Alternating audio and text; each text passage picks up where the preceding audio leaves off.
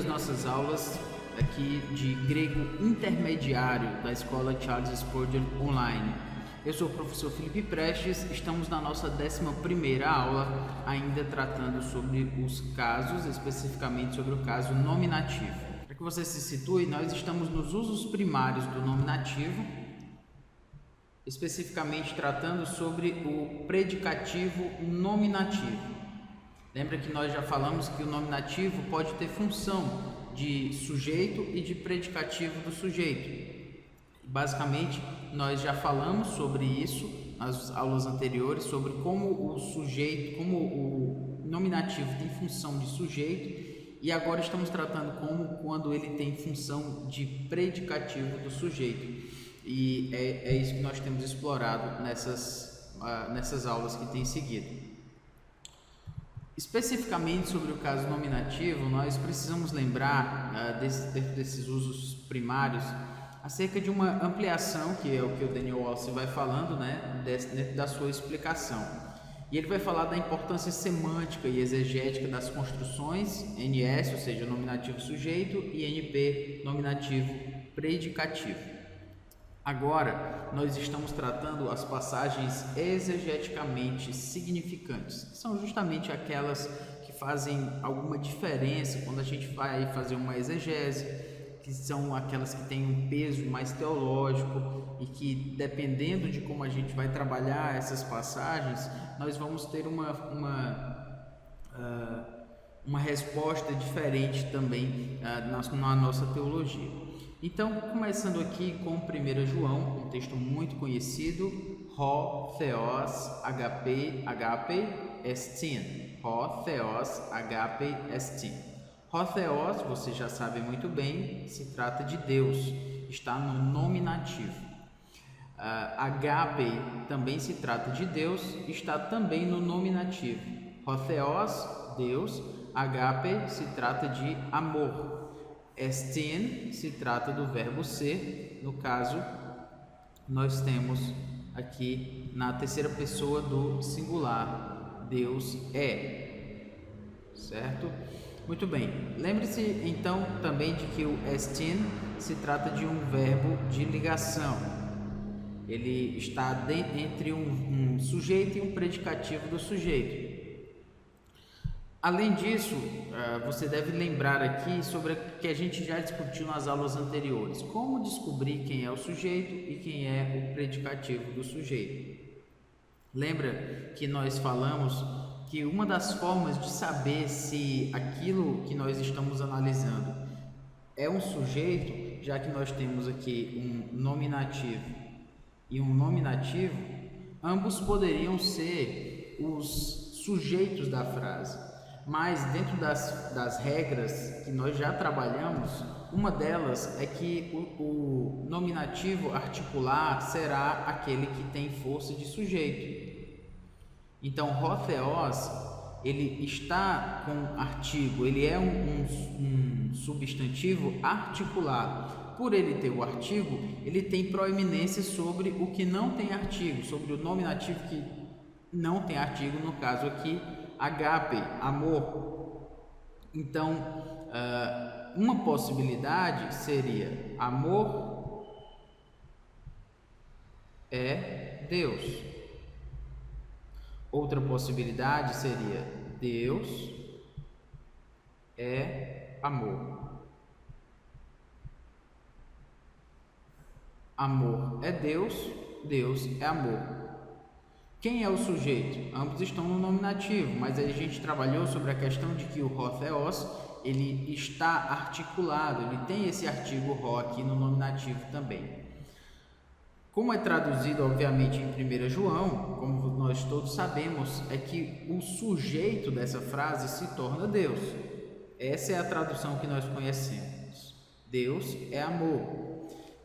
Mas qual é a diferença aqui em dizer que Deus é amor e que amor é Deus?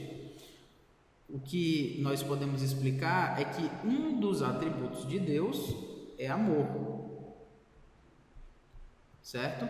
Mas nós não podemos dizer que o amor é idêntico a Deus. Se nós disséssemos que o amor é idêntico a Deus, isso se trataria de um panteísmo. Na verdade, o que nós estamos querendo dizer é que se nós pegarmos essa frase, o que a gente vai ter é de que o amor, do jeito que nós o conhecemos, ele pode ser totalmente definido por Deus. Então é como se eu dissesse que tudo que o amor é, Deus é. Mas isso é um panteísmo, porque eu não posso dizer que essa atitude, né, ou esse sentimento, como você queira definir o amor, mas eu não posso dizer que Deus é só isso. Se eu digo que o amor é Deus, então eu estou tornando um sentimento ou uma atitude, é melhor dizer uma atitude, né, a atitude de amar, e que isso é um Deus. Quando eu digo que amor é Deus, eu estou dizendo que essa atitude é um Deus. E eu estou atribuindo a divindade a uma atitude. Eu estou fechando o círculo, né? Na verdade, eu estou definindo essa atitude como sendo divina, como tendo atributos divinos. E isso é idolatria até, né? É panteísmo. Eu pegar várias outras atitudes, isso daria margem para a gente pegar várias outras atitudes e chamá-las de Deus também. Então, a gente está discutindo aqui sobre nominativo predicativo e nominativo sujeito. Aí você poderia pensar que isso é só mais uma categoria gramatical, mas não é só mais uma categoria gramatical. Na verdade, faz toda a diferença, porque se você diz que amor é Deus, você está dizendo que essa atitude é divina, então você está incorrendo em um erro teológico. Exatamente por isso, a tradução ela é mais coerente, especialmente gramaticalmente por conta do artigo, mas para que a gente entenda a relevância dessas questões, dizer que Deus é amor. Porque perceba a diferença, quando eu digo que Deus é amor, eu digo que Deus, esse ser aqui, ele tem algumas características, alguns atributos, certo? Eu posso dizer que Deus é justiça, eu posso dizer que Deus é santidade, mas olha, além de tudo isso, Deus também é amor. Então agora eu não fechei a categoria amor dentro do que tudo que Deus é. Eu estou dizendo que Deus tem alguns atributos, entre eles o de ser amor. Então, isso faz toda a diferença.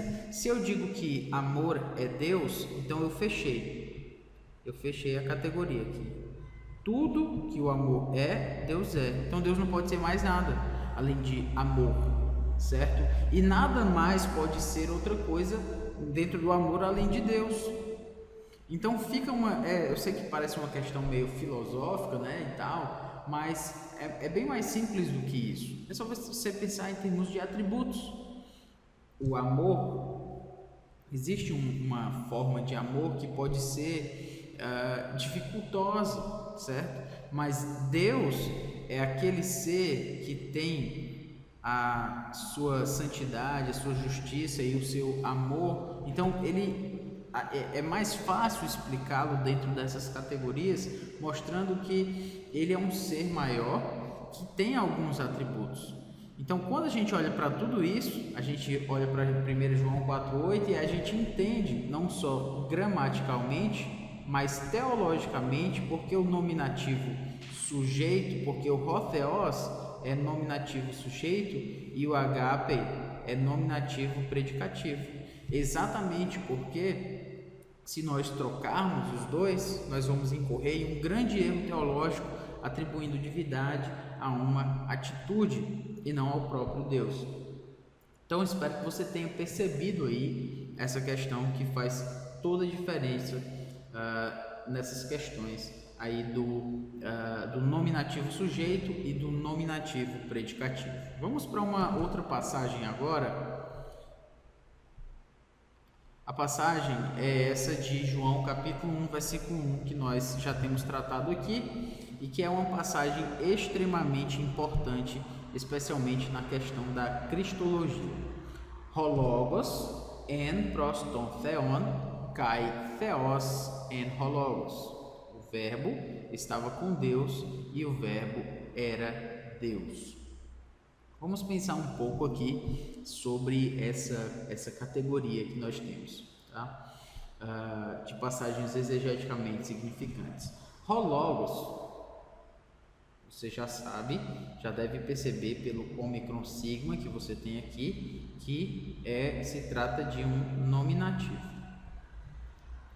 En proston theon, então o verbo estava com Deus, é uma construção aqui, estava, e proston seria com Deus, no sentido de companhia, mas o que eu quero chamar a sua atenção é para theos en hologos.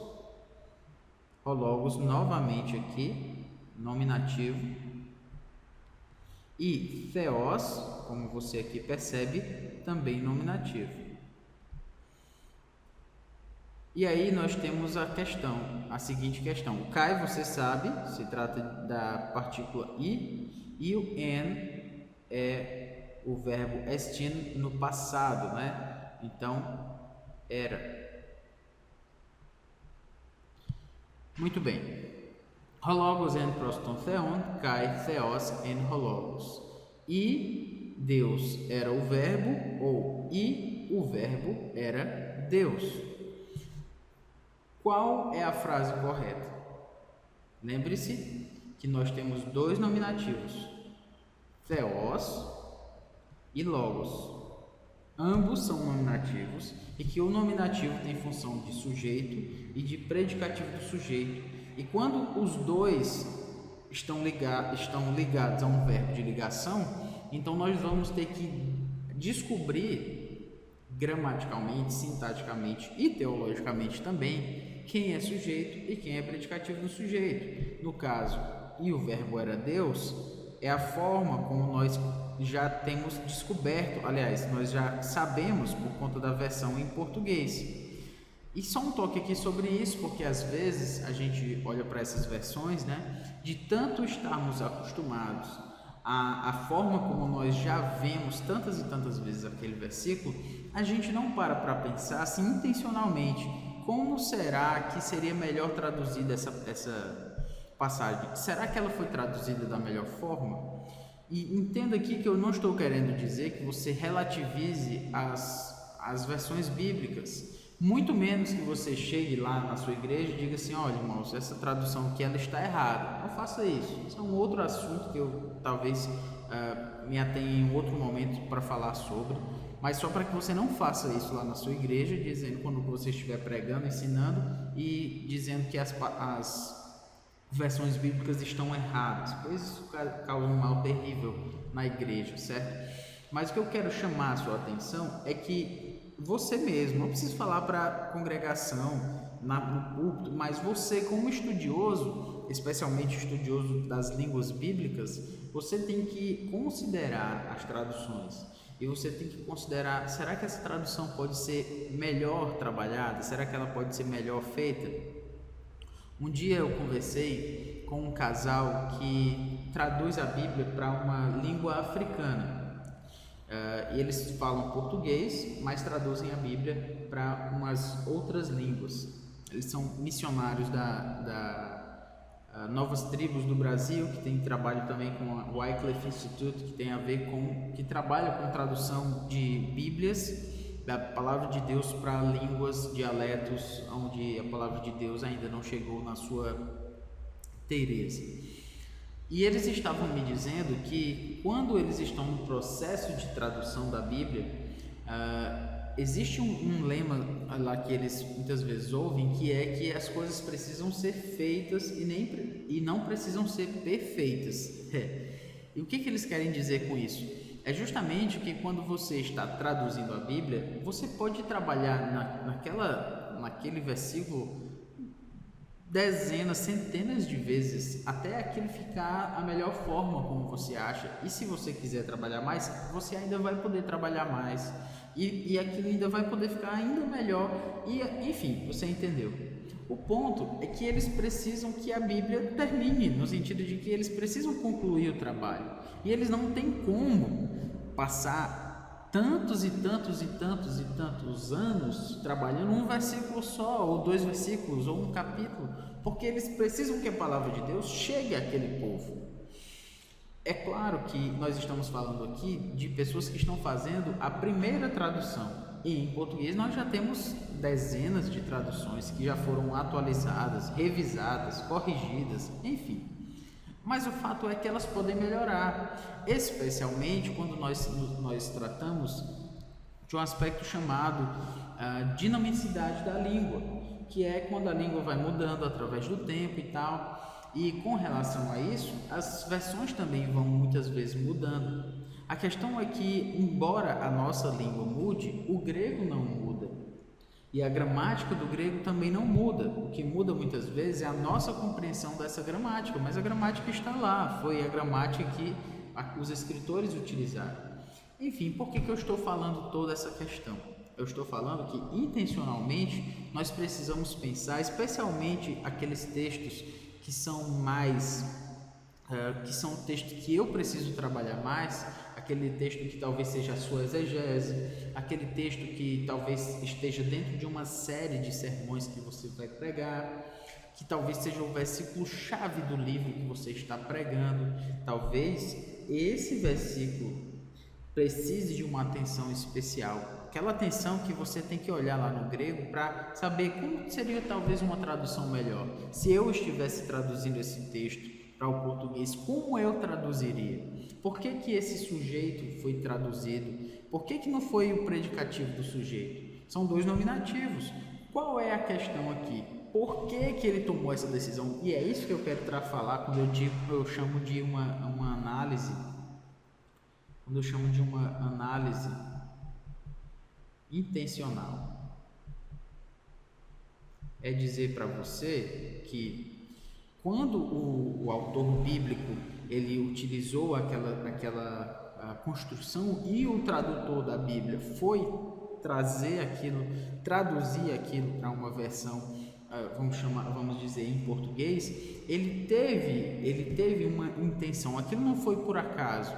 Você quer achar exatamente essa causa com esses versículos. É claro que você não vai conseguir fazer isso com cada versículo, porque senão você não vai fazer outra coisa da vida. Mas existem alguns textos que você vai ter que fazer isso, quando são versículos chaves para a sua compreensão de um texto maior, quando tem a ver com talvez uma doutrina específica que você esteja trabalhando e aquele texto vai fazer uma grande diferença. Lembra o anterior, né? Deus é amor, amor é Deus. Faz toda a diferença. Mas eu sei que Deus é amor, é a versão bíblica que a gente conhece. Nós conhecemos essa versão bíblica. Mas por que o autor bíblico traduziu Deus é amor? Ele poderia ter traduzido amor é Deus. Existe uma razão, e é essa razão que a gente está querendo achar aqui. Então, quando eu estou falando aqui, por exemplo, e o verbo era Deus, por que o autor bíblico, por que o tradutor da Bíblia não traduziu e Deus era o verbo, ao invés de o verbo era Deus? Nós temos 2 nominativos. Então, se nós temos 2 nominativos, e até mesmo a ordem das palavras aqui é kai theos, e Deus era o verbo. E Deus era o verbo. E agora, e o verbo era Deus. Muito bem, nós temos essas 2 opções. Como nós vamos resolver esse questionamento? Nós temos aqui a explicação de que o logos pertence a uma categoria maior identificada como Deus, certo? Porque nós temos o rho aqui, ele é articular. Então o articular tem proeminência para ser o sujeito sobre o que é anartro, ou seja, sobre o que não tem artigo. Então logos pertence a uma categoria maior. Nós temos a categoria logos, nós temos na verdade uma categoria chamada theos, E dentro dessa categoria Theos, existe uma categoria aqui chamada Logos. Existe um ser que está contido dentro desse conjunto maior chamado Theos, que é Logos. Esse Logos aqui está dentro dessa categoria maior chamada Theos. Qual é a diferença que isso faz? Toda. O que o Daniel Wallace vai nos lembrar é que essa construção enfatiza mais a natureza do verbo do que a sua identidade. O verbo é verdadeiramente divino. Ele verdadeiramente tem uma qualidade divina, mas ele não é a mesma pessoa que Deus, que Theos. Entende? O que ele está querendo mostrar para a gente aqui? O autor bíblico, João, ele escolheu intencionalmente dar o artigo aqui para ho logos, exatamente porque ele queria enfatizar a qualidade, a natureza, melhor dizendo, né, falando mais teologicamente, a natureza desse verbo, a qualidade desse verbo. Ele não está falando da sua identidade. Ele não está dizendo, a questão aqui não é quem é o Logos, mas qual é a principal característica desse Logos. O que como esse Logos, ele quais são as atribuições, a principal atribuição desse Logos? É que ele é Theos, é que dentro da categoria maior Theos, Logos está inserido. Então nós estamos falando de natureza, de característica e não necessariamente de identidade. Porque se estivesse falando de identidade e eu dissesse que ho Theos, que Deus era o Logos, então eu estou definindo claramente que Theos e Logos são a mesma pessoa. Mas teologicamente nós não podemos dizer isso. Você sabe que a Trindade são 3 pessoas com uma só natureza. Então talvez você nunca tenha pensado sobre 1 João capítulo 1, versículo 1 dessa forma. Essa é uma declaração teológica de uma profundidade tremenda. Exatamente porque quando nós temos Theos e ho logos, o ho tem o artigo justamente para esse artigozinho aqui está mostrando que ho logos é divino. Então a ênfase é que o Logos é divino e não necessariamente que ele é o Deus.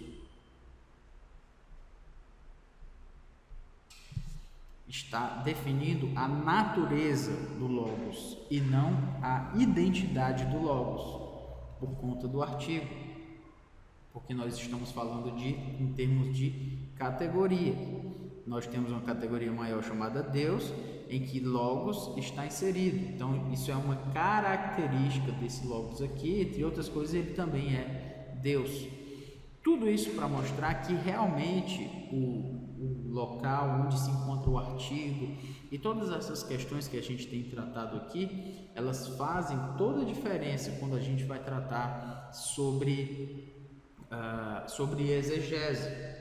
Então você pode me perguntar, mas quais são os textos em que eu vou fazer isso? Como eu já lhe falei, são textos que são aqueles que vão ser os textos chaves na sua avaliação, vão ser os textos chaves naquele assunto que você tem trabalhado.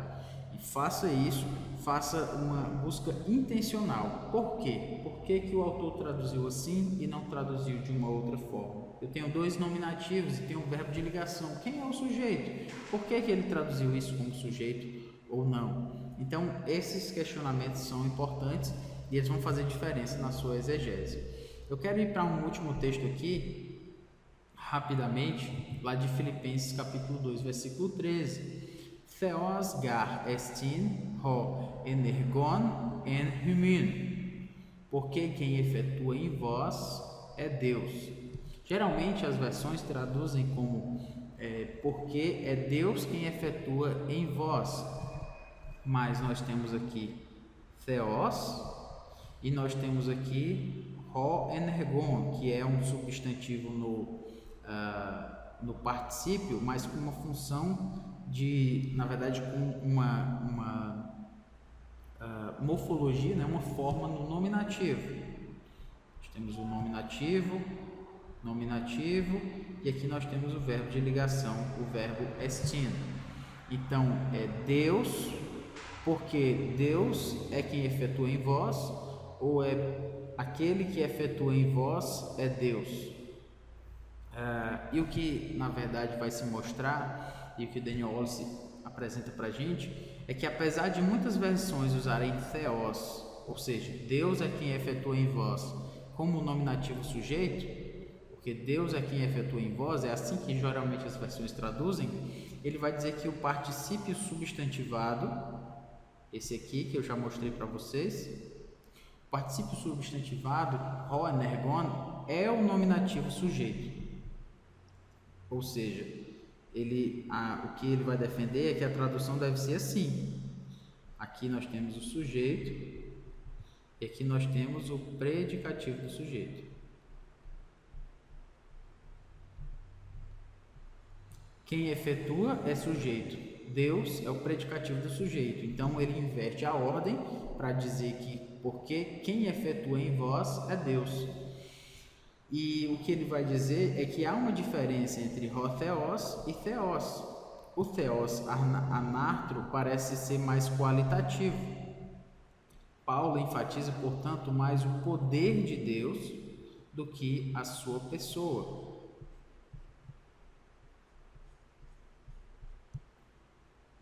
O que se quer dizer aqui? É que se nós temos um theos anartro, esse anartro, porque ele não tem artigo, justamente como a gente falou anteriormente, isso vai enfatizar a qualidade